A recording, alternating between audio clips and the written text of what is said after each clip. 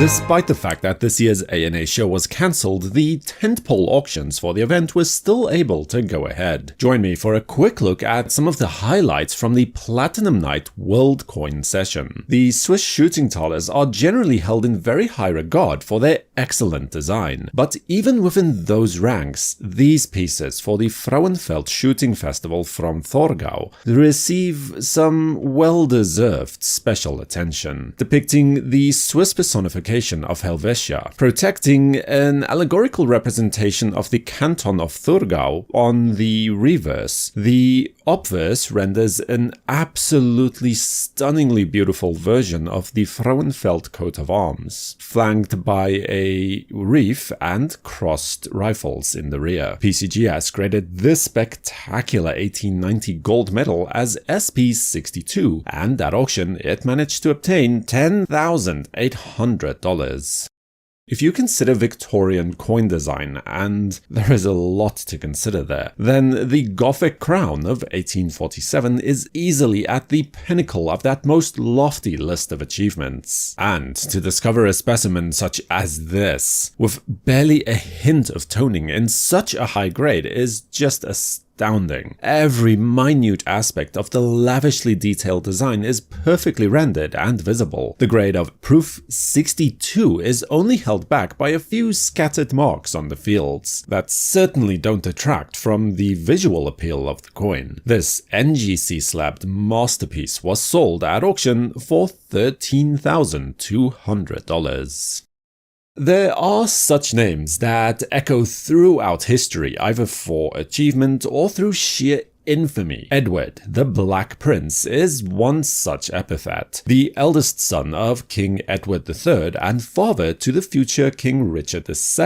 The Black Prince himself never actually became King of England, dying from dysentery at the age of 45. He was, however, bestowed with the princedom of Aquitaine and Gascony in the south of France by his father in 1362. It is there that this magnificent Lepid d'Or coin was minted, most likely between 1362 and 1372 at the Bordeaux Mint. The exact origins of Edward's Black Prince sobriquet is not exactly clear. It could be a reference to his Shield of Peace, which depicts 3 argent ostrich feathers against a pitch black field. Or it could easily also be a name awarded to him for his brutal military conquests of France. This coin was authenticated by PCGS as AU58 and sold at auction for $15,600.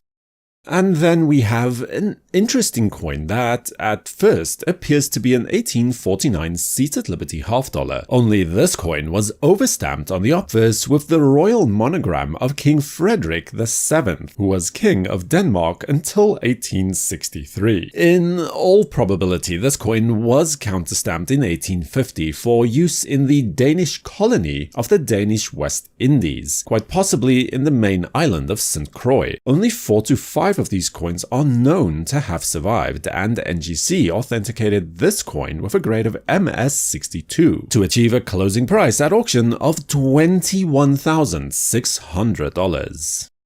When the first South African Republic, or the Boer Republic of the Transvaal, decided to issue their first sustainable circulating coins in 1892, the job of cutting the first dies was contracted to the Kaiser Mint in Berlin, for the sake of expediency while the mint in Pretoria was still being built. However, when the first coins were struck and began circulating, an embarrassing blunder was then discovered. Because the dies were cut in Europe, the wagon on the coat of arms was styled in the continental fashion, with twin shafts in the front and both wheels being the same size, instead of the African wagon, which only has a single shaft and a rear wheel which is larger than the front. This mistake was soon rectified, and today these coins are now known as the single and double shaft varieties, and exist only in the 1892 issues. What we have here is an extremely rare proof finish gold half pound with the double shaft type. type, graded by NGC as Proof 64 Cameo no less. The coin sold at auction for $31,200.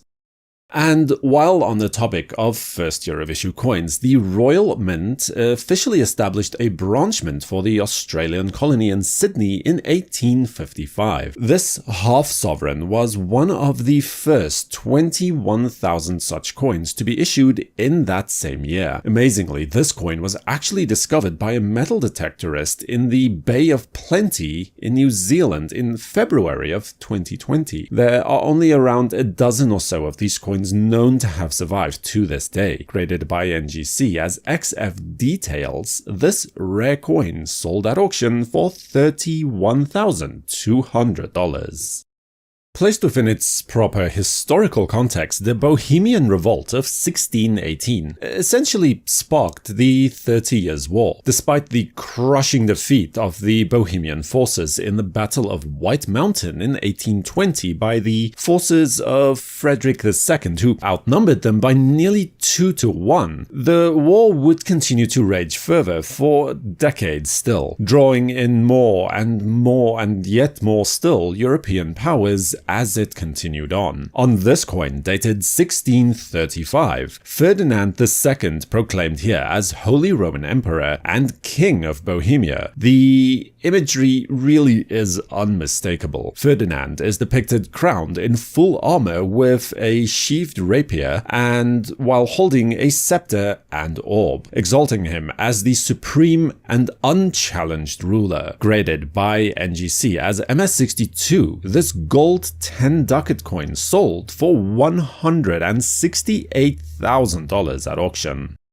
The British East India Company reached the very pinnacle of its influence, power, and might in the first half of the 19th century, controlling trade and even governing large sections of East Asia and the Indian subcontinent at times. Its exploitative rule was effectively brought to an end in 1858 during a series of bloody revolts and uprisings, giving way for the creation of the British Raj, for better or worse. But before that, its influence is best exemplified by the authority it gained to issue currency, of which this gold double Mohur coin, to the value of 30 silver rupees, was the crowning achievement. Issued primarily as proof coins, these 1835 coins from William IV are seldomly seen, if at all, with the Victorian coins being by far the more prevalent. Graded by NGC as Proof 66 Star, it sold at auction for $204,000. William and Mary, more formally William III, although widely known simply as William of Orange, and Mary II became co-regents of England, Ireland, and Scotland in 1689, following the deposition of Mary's father, James II, during the Glorious Revolution of 1688. A series of events that also saw the enactment of the English Bill of Rights, a document that still governs constitutional law in England to this very day. What we have here is a very large 5 guineas coin from 1692, depicting the characteristic conjoint busts that so typifies their coinage. Graded by PCGS as an amazing MS63, and for comparison, the similar coin that is currently in the Tyrant collection only ranks as an MS61, saw the closing price of $384,000, which I believe is a new record for the issue. Seems well deserved too.